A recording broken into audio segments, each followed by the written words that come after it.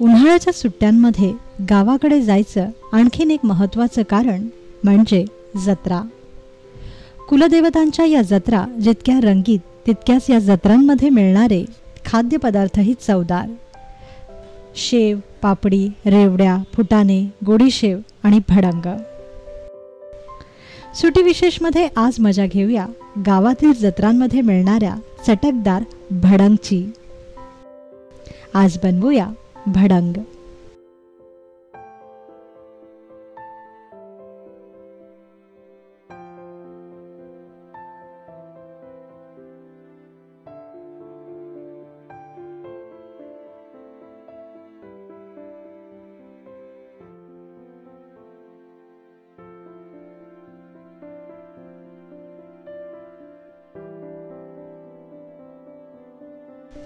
भडंगसाठी आपल्याला लागेल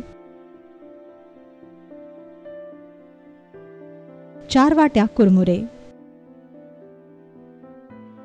1 लहान वाटी शेंगदाणे, अर्धी वाटी डाळं, भरपूर कढीपत्त्याची पानं, 5 ते 6 सुक्या लाल मिरच्या,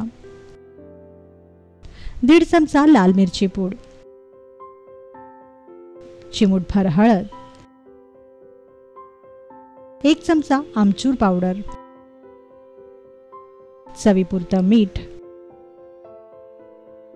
आणि फोडणीसाठी तेल. सर्वप्रथम कढईत फोडणीसाठी तेल तापवायला ठेवा.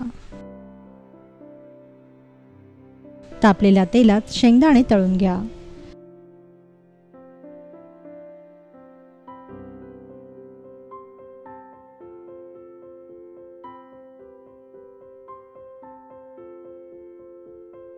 शेंगदाणे छान खरपूस तळून घ्या.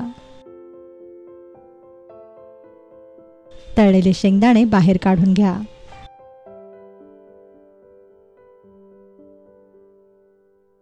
आता याच तेलात कढीपत्ता व खुडलेल्या सुक्या लाल मिरच्यांचे तुकडे घाला व छान परता.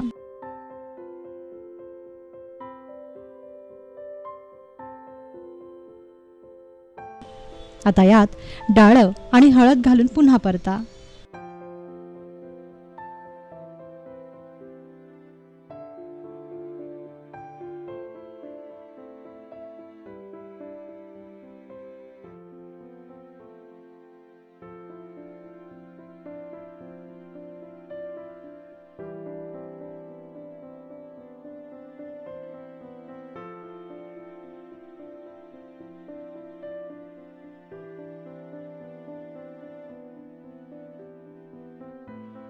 यानंतर आपण तळून घेतलेले शेंगदाणे, मिरची पूड व कुरमुरे या फोडणीत घाला आणि ही भडंग छान एकजीव करून घ्या.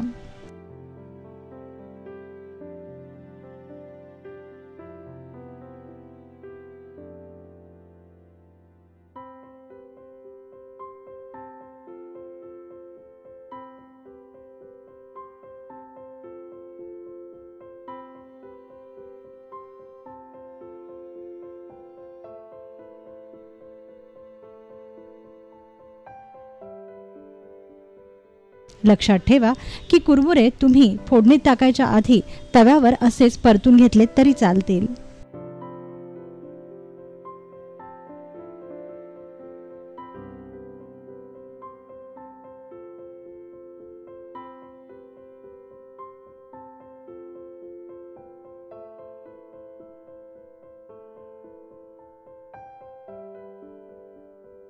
सर्वात शेवटी या भडंगमध्ये आमचूर पावडर आणि चवीपुरतं मीठ घाला व हलक्या हाताने भडंग मिसळून घ्या व गॅस बंद करा.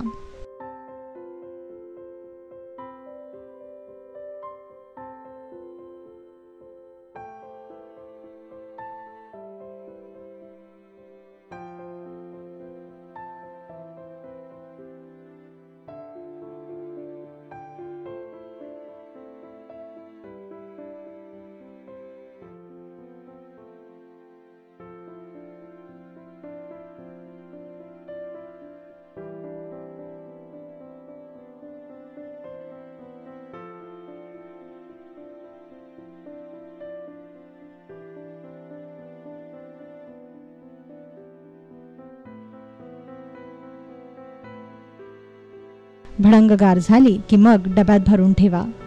तयार झाली चटकदार भडंग.